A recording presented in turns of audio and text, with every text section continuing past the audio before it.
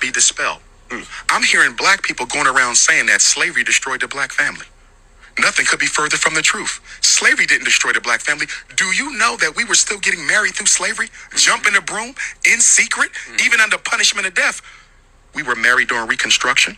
We were married during civil rights. When do you begin to see the rise of the single-parented black female household? 1970. After they killed Dr. King, the United States government said we must neutralize the black power base. And they determined that the black power base was the black family.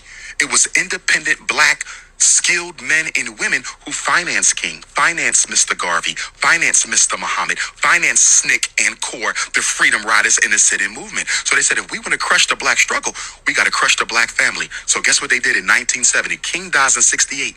In 1970, they came into the black communities and de-industrialized our city centers. In 1970, they started shutting down the factories. Remember, up until the 50s and 60s, you didn't need a college degree to get a decent job.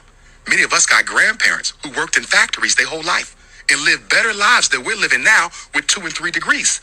They could work in their same neighborhood, and everybody worked for the factory. Good retirement, pension, benefits, medical. They started shutting down the factories in 1970, and then they went into the high schools and did what? Started deindustrializing the inner city high schools. Up until 1970, you could graduate from almost any school in New York certified as a plumber, certified as an electrician, certified as a carpenter, auto body, brick mason, a welder. They took all those programs out. These are the skills that pays the bills, gentlemen. As long as you have a skill, you can always feed your family. But if all you got is college degrees, you might end up in the unemployment line. Why? Because the skills that we learn in college are not necessarily marketable to other black people. I'm a psychologist.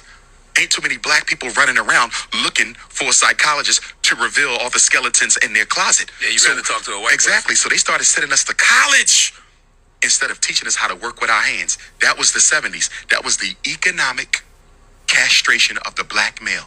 Now let's go to 1980. The CIA comes in, cocaine import agency. They drop off crack. So now the unemployed black man who has always been a breadwinner, Envy, even in slavery, we were always the breadwinner up until 1970. Now the crack comes. You got a decision.